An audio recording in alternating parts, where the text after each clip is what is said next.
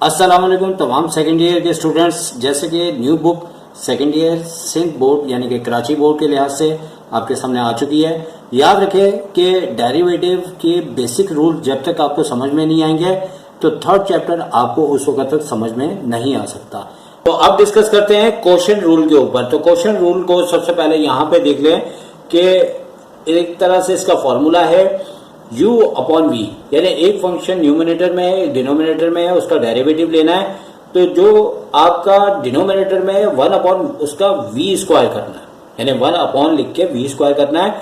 फिर जैसे इससे पहले था आपके पास प्रोडक्ट रूल, उसी तरह से है, सिर्फ क्या है कि यहाँ माइनस का फर्क है कि यहाँ पे माइनस लिखा है जबकि इससे पहले पॉजिटिव लिखा था, यहाँ पे माइनस है। और वन चेंज ये है कि ब्रैकेट के बाहर 1 अपॉन वी स्क्वायर है। बाज लोग अपॉन में भी लिख देते हैं, लेकिन चूंकि जगह ज्यादा लग जाती है तो साइड पे लिख देना ज्यादा बेहतर है। अच्छा, अब एक क्वेश्चन इसके ऊपर हम ले लेते हैं। याद रखें कि एग्जाम में आपने नहीं करना, समझाने के लिए ऊपर वाला u और नीचे वाला फंक्शन आपके पास v होगा और सबसे पहले फॉर्मूले को याद होना चाहिए। और यहां पे हम लिखेंगे derivative with respect to x। यहां पे अगर डिफरेंट वेरिएबल है तो विद रिस्पेक्ट टू वो वाला वेरिएबल लिखेंगे। और अब फॉर्मूले के मुताबिक जैसे कि थोड़ा सा ये आपकी स्पेस ज्यादा लेता है और आप इक्वल टू थोड़ा पीछे कर दें और f डैश x को मेंशन करें और उसके बाद 1 अपॉन वी स्क्वायर है तो 1 अपॉन में जो v वाला ब्रैकेट है उसका स्क्वायर कर दें। तो यहाँ पे क्या आ रहा है कि x स्क्वायर माइनस का 4 और ब्रैकेट के ऊपर हमने स्क्वायर लगाना है, क्योंकि इसका जो रूल है उसके मुताबिक हमें यहाँ पे स्क्वायर लगाना होगा। इसके बाद आप लार्ज ब्रैकेट लगा दें और v का ब्रैकेट यानी कि v नीचे वाला है इसको यहाँ पे लिख के छोड़ देना है। तो यहाँ पे हमारे पास x स्क्वायर माइनस का 4 है, लिख के छोड़ देंगे।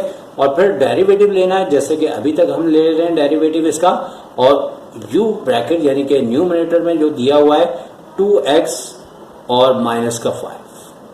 अब एक अदद पहले पॉजिटिव साइन आता था, अब नेगेटिव साइन आता है, फिर u को लिख के हम यहाँ पे छोड़ देंगे। ये सारा रूल है, सारे रूल है, हम अपनी मर्जी से नहीं कर रहे, बल्कि हमें जो है यहाँ पे जो इसका बेसिक रूल है उसके मुताबिक चलना है। और यहाँ पे उसके बाद ब्रैकेट में x स्क्वायर माइनस का 4 लिख के लार्ज ब्रैकेट को क्लोज कर देना है। अब शुरू से लेके आखिर तक आपके पास 1 अपॉन x स्क्वायर माइनस का 4 का होल स्क्वायर तो बिल्कुल वैसे ही चलेगा। और यहाँ ब्रैकेट लगाने के बाद आपका फर्स्ट ब्रैकेट बिल्कुल उसी तरह से चलता रहेगा। सिर्फ और सिर्फ आपने सेकंड ब्रैकेट का, सेकंड से मुराद मेरा न्यूमिनेटर का जो आपका u के इक्वल ब्रैकेट है उसका डेरिवेटिव लेंगे। और जैसे कि यहाँ पे x की पावर 1 है तो 2 को 1 से मल्टीप्लाई किया 2 आ जाएगा, और x की पावर 1 में से 1 लेस करेंगे तो 0 जो कि 1 के इक्वल हो जाता है, और 1 हम 2 से मल्टीप्लाई करेंगे तो 2 हो जाएगा। कांस्टेंट का डेरिवेटिव आपके पास 0 होता है। और इसी तरह इस प्रोसेस में 2x माइनस 5 को हमने लिख देना है पहले। फिर उसके बाद यहाँ पे कोई भी नीचे कांस्टेंट नहीं है, तो अगर है तो 1 है तो 2 1 2 हो जाएगा। और 1 पावर लेस करेंगे तो 2 में से 1 लेस करें तो भाई 1 आता है, जिससे लिखने की जरूरत नहीं होती। और कांस्टेंट का डेरिवेटिव 0 है, और बता चुका हूँ, समझा चुका हूँ, दिखा चुका हूँ।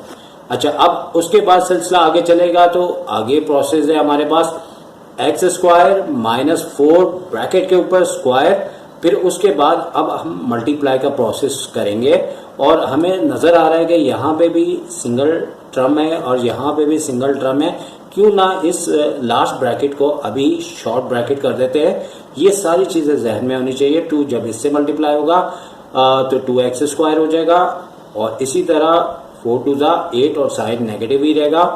और यहाँ पे अब देखना ये है कि अच्छा, इस 0 को बेशक माइनस में प्लस में लिख दें, 0 की कोई साइन नहीं होती, लेकिन हमने एक फॉर्मेलिटी दिखानी होती है। चाहे तो ना भी दिखाएं इसको, लेकिन साइन आप कोई भी लगा सकते हैं। और यहाँ पे 2x को यहाँ पे 2 से मल्टीप्लाई करेंगे तो दोनों 2x हैं, और यहाँ से नेगेटिव आएगा तो माइनस हो जाएगा, तो 2 2 4 x स्क्वायर। फिर उसके बाद माइनस माइनस प्लस हो जाएगा, पहले साइन को क्लियर कर लें। फिर 2 5 10 और x आ जाएगा। अच्छा, अब बेसिक हमें ये करना होता है कि यहाँ पे जैसे कि बोला कि शुरू से लास्ट तक आपका ये ब्रैकेट वैसे ही चलता जाएगा, और चूंकि रूल्स को आपने फॉलो करना है। अब यहाँ पे 4x² नेगेटिव में है और यहाँ पॉजिटिव में है, तो 4 में से 2 लेस किया तो -2x² आ चुका है। और डिसेंडिंग ऑर्डर का ख्याल रखते हुए फिर 10x लिख देंगे, फिर उसके बाद -8 लिखेंगे। अब यहाँ पे फर्दर जो है कुछ प्रोसेस अगर हो रहा होगा तो आगे चलेगा, नहीं हो रहा और यहाँ पे बाल वक्त मिडल ड्रम भी ब्रेक हो जाती है, और अगर हो रही हो तो हम मिडल ड्रम ब्रेक कर सकते हैं। और करने के बाद बाज़ औक़ात ऐसा होता है कि नीचे का जो ब्रैकेट है वो थोड़ा शॉर्ट हो जाता है, कट भी सकता है, कैंसिल भी हो सकता है। तो अगर हम इसे चेक करें, अच्छा बात चीज़ें ऐसी होती है कि एग्जाम के अंदर हम अगर बुक को फॉलो करें तो बाज़ औक़ात नहीं हो रहा होता, आगे नहीं चल रहा होता, बाज़ औक़ात चल रहा होता। तो इस सूरत में आप पेंसिल का इस्तेमाल करें, देखें अगर आगे चल रहा है तो चलाएं, नहीं तो पेंसिल को रिमूव करना ज़्यादा आसान होता है। सबसे पहले आप देखें, अगर हम यहाँ से नेगेटिव कॉमन ले लेते हैं, साथ में 2 भी कॉमन आ रहा है और यहाँ पे आ जाएगा x² और ये माइनस के 5x हो जाएंगे और ये प्लस का 4 है। अब जैसे कि मिडल टर्म यहाँ पे ब्रेक होती हुई वाज़ेह तौर पे महसूस हो रही है, और यहाँ पे चूँकि बहुत से क्वेश्चन में ये इशू होता है, बुक वाले तो आंसर दे देते हैं, लेकिन यहाँ पे हमें फॉलो करना होता है कि मुमकिन है कि ये आगे जाके कोई कैंसिल होके मज़ीद शॉर्ट हो। अब इसकी मिडल टर्म जैसे करते हैं तो 4 1 जा 4 हो जाएगा, तो x² माइनस का 4x और माइनस का x और प्लस 4। तो इसके बाद आगे हम प्रोसेस नीचे का देखते हैं, तो x² माइनस 4 और ऊपर स्क्वायर। अब आप इसकी मिडल टर्म ब्रेक जैसे यहाँ से हम कॉमन लेंगे तो यहाँ पे कॉमन x आ रहा है तो x माइनस का 4 हो जाएगा, और यहाँ पे -1 कॉमन आ रहा है तो x माइनस का 4 हो जाएगा। और इस तरीके से मज़ीद आगे देखते हैं क्या होता है, सिचुएशंस क्या बनती है हमारे पास। तो यहाँ पे सिचुएशंस हमारे पास x² माइनस 4 स्क्वायर। अब यहाँ पे जैसे हमने इसको कॉमन लिया तो -2 के बाद x माइनस 4 आ चुका है और यहाँ पे x माइनस 1 आ चुका है। अब बाज़ औक़ात ऐसा होता है कि आपका डिनोमिनेटर कैंसिल भी हो जाता है। अब नीचे जो है एक बात अगर हम देखें तो फॉर्मूला भी अंदर अप्लाई हो रहा है a² माइनस b² का, लेकिन फिर भी x माइनस 2 x प्लस 2 आएगा जो कि ऊपर कोई ब्रैकेट नहीं है। अब दो बातें हैं कि अगर आप बिल्कुल रिस्क नहीं लेना चाहते तो आप ऊपर की मिडल टर्म या तो ब्रेक नहीं हो रही तो आप ना करें, अगर हो रही है तो आप करके तसल्ली करें कि नीचे कैंसिल तो नहीं हो रहा। अगर हो रहा है तो करना पड़ेगा, जो कि बाद में नंबर कम होने की एग्जाम में वजह यही होती है कि हम इस क्वेश्चन को अधूरा छोड़ देते हैं। तो इस रूल्स के मुताबिक ये आंसर आ चुका है। तो अब हम डिस्कस करते हैं चेन रूल को। तो चेन रूल हमारे पास बुनियादी तौर पे इस तरीके से है कि तीनों रूल्स को समझने के बाद हम इस रूल को इस तरह से समझेंगे कि हमारे पास जब हम डेरिवेटिव लेते हैं तो ब्रैकेट की सूरत में हमें एक फंक्शन दिया होता है, तो हम सबसे पहले उस पूरे ब्रैकेट का डेरिवेटिव लेते हैं और डेरिवेटिव लेने के बाद जो आपका ब्रैकेट होता है फिर उसका भी डेरिवेटिव लेना होता है। तो हमने इसके ऊपर एक एग्जाम्पल ली है और आपको करके बताते हैं। तो अब तो आपको मालूम हो चुका होगा कि हम जैसे ही क्वेश्चन को देखेंगे तो derivative with respect to x लिखना होगा, और जैसे ही हम ये लिखते हैं और लिखने के बाद यहाँ पे f' लगा दिया जाता है जो कि इसका एक रूल है, और यहाँ पे d/dx लिखने के बाद पूरे का पूरे क्वेश्चंस को हम यहाँ पे कॉपी कर देते हैं। और कॉपी करने के बाद हमें यहाँ पे एक चेंज नज़र आया है। वो चेंज क्या है जो कि चेन रूल के अंदर है, वो ये कि पहले हमें जब एक रूल दिया गया था और उसमें क्या था कि ब्रैकेट के ऊपर पावर 1 था। इस सूरत में डेरिवेटिव इन दोनों से, बल्कि अगर 2 से ज़्यादा टर्म्स हों या 3 हों या 4 हों तो बारी बारी ये सबसे मल्टीप्लाई हो जाता है। और यहाँ पे अगर पावर है तो डेरिवेटिव को बिल्कुल ये ब्रैकेट इजाज़त नहीं देता अंदर आने का, कतई तौर पे इसने इसको डेरिवेटिव को इजाज़त नहीं देनी। अगर ये 3 है तो आप कह सकते हैं कि ये फैमिली इसको अंदर नहीं आने दे रही d/dx को। तो इसके लिए लाजमी तौर पे यहाँ वाला जो पावर है इसको आपको 1 लाना है, 1 के बाद ये डेरिवेटिव अंदर आ सकता है।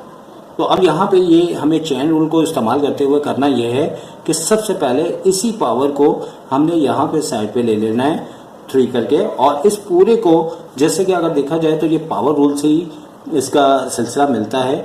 वहाँ पे एक टर्म होती है, यहाँ एक से ज़्यादा टर्म होती हैं। देखिए, लेकिन गौर किया जाए तो बिल्कुल वही बात है कि ये अगर पूरा x है तो हम पावर को जो कांस्टेंट होता है उससे मल्टीप्लाई करते हैं, लेकिन इस टाइम यहाँ पे कोई कांस्टेंट तो नहीं है, लेकिन ये वही तरीका कार हो रहा है कि 3 को यहाँ ले लिया और उसके बाद इस पूरे ब्रैकेट के अंदर से 1 पावर को लेस कर देना है, और जैसे ही लेस करेंगे तो आप तो जानते हैं ना कि यहाँ पे 2 आ जाएगा।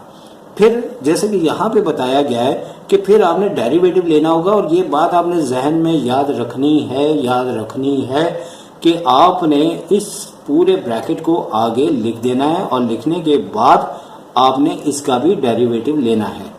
जैसे स्टार्टिंग में सबसे पहला रूल बताया था ये उसी के मुताबिक हो गया। तो यहाँ पावर अगर 3 है या 1 से ग्रेटर है या डिफरेंट है तो ये डेरिवेटिव अंदर नहीं जा सकता जब तक कि ये प्रोसेस को ये इस तरीके से करेगा नहीं। जैसे ही करेगा तो यहाँ पावर जो 1 आ रही है तो डेरिवेटिव को वेलकम कर रही है कि आ जाओ ब्रैकेट के अंदर और अपना प्रोसेस यूज करो। लेकिन यहाँ पे कोई खान फैमिली थी जिसने कहा हम पर्दे वाले लोग हैं, डेरिवेटिव तुमने बिल्कुल अंदर नहीं आना। तो जब तक हमने उन्होंने फैमिलीज को साइडों पे नहीं किया, जैसे कि यहाँ पे अब तैयारी है डेरिवेटिव को अंदर लेके जाने की।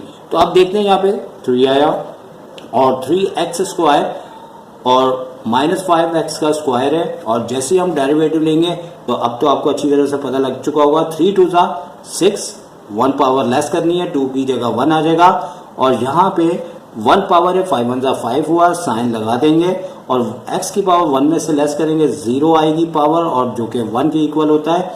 अब यहाँ प्रोसेस ये है कि यहाँ पे अब फर्दर आगे चलने की ज़रूरत नहीं है, क्योंकि तो यही फॉर्म जो कि प्रोडक्ट वाली है ये बेहतर होता है कि यहाँ छोड़ दिया जाए, और यहाँ पे हम इसे आंसर लिखते हुए एंड करेंगे। तो ये आपकी मोहब्बत साथ रहेगी, तो इंशाल्लाह सेकेंड ईयर आपके साथ चलता रहेगा। तो नेक दुआओं के साथ इजाज़त चाहूँगा। टेक केयर, अल्लाह हाफिज़।